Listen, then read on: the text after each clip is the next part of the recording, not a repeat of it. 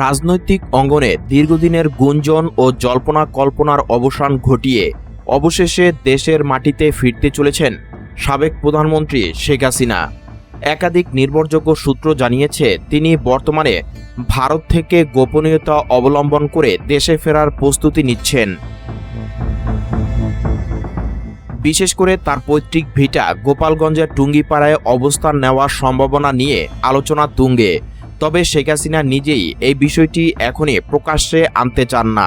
তার এই গোপন মিশন নাকি আসন্ন স্থানীয় নির্বাচন ও আওয়ামী লীগের অভ্যন্তরীণ সাংগঠনিক পুনর্গঠনকে কেন্দ্র করে। স্থানীয় সূত্রগুলো বলছে, গত কয়েকদিন ধরে টুঙ্গিপাড়ার পৈতৃক বাসভবন ও আশেপাশের এলাকায় নিরাপত্তা ব্যবস্থা অস্বাভাবিকভাবে জোরদার করা হয়েছে। সাধারণ মানুষের প্রবেশাধিকার সীমিত করা হয়েছে।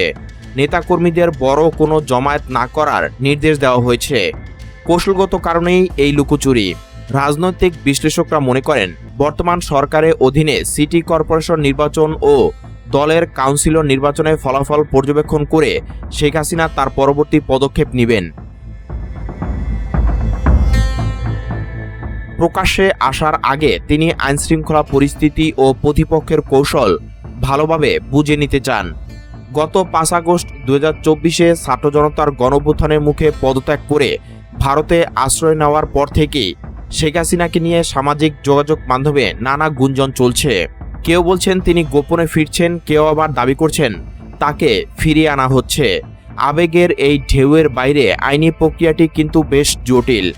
আইনজ্ঞরা বলছেন, শেখ হাসিনাকে দেশে ফেরানোর ক্ষেত্রে রাজনৈতিক গুঞ্জন নয়, সুনির্দিষ্ট আইনি অভিযোগই মূল ভিত্তি হবে।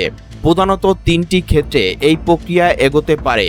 প্রথমত, 2024-এর বৈষম্যবিরোধী ছাত্র আন্দোলনে নির্বিচার গুলি ও হত্যার নির্দেশের অভিযোগে আন্তর্জাতিক অপরাধ ট্রাইব্যুনালে তার বিরুদ্ধে অসংখ্য মামলা রয়েছে।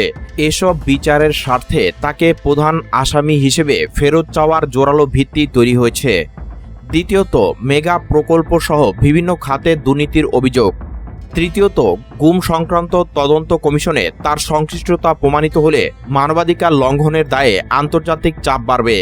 ইন্টারপোলের রেড নোটিশ জারির মাধ্যমেও ফেরত আনার প্রক্রিয়ার আলোচনায় আছে। তবে বাস্তবে এটি ভারত বাংলাদেশের দ্বিপাক্ষিক সম্পর্ক ও রাজনৈতিক সদিচ্ছার উপর নির্ভর করবে। ভারত যদি মামলাগুলোকে রাজনৈতিক উদ্দেশ্য প্রণোদিত মনে করে, তাহলে হস্তান্তরে অনুরোধ নাকচ করার আইনি সুযোগ রয়েছে। এদিকে আওয়ামী লীগের তৃণমূল পর্যায়ের নেতাকর্মীদের মধ্যে এখন উৎসবের আমেজ বিরাজ করছে। অনেকে মনে করেন, প্রিয় নেত্রীর প্রত্যাবর্তন দলের ঝিমিয়ে পড়া কর্মীদের মধ্যে নতুন প্রাণের সঞ্চার করবে। গোপালগঞ্জের মাটি থেকেই কি শুরু হবে নতুন কোনো রাজনৈতিক সমীকরণ?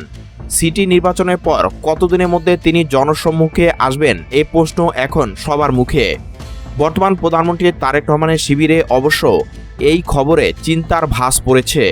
2026 সালে ফেব্রুয়ারি নির্বাচনে বিএনপির বিপুল বিজয়ের পর তারেক রহমান ক্ষমতায় এসেছেন। শেখ হাসিনার সম্ভাব্য ফেরা তার সরকারের জন্য নতুন চ্যালেঞ্জ তৈরি করতে পারে। আইনি লড়াই, রাজনৈতিক অস্থিরতা ও দলীয় সংগঠন সব মিলিয়ে পরিস্থিতি জটিল হয়ে উঠছে। নির্বাচনে শেষ মুহূর্ত পর্যন্ত অপেক্ষা করতে হবে সত্যিকারের উত্তরের জন্য।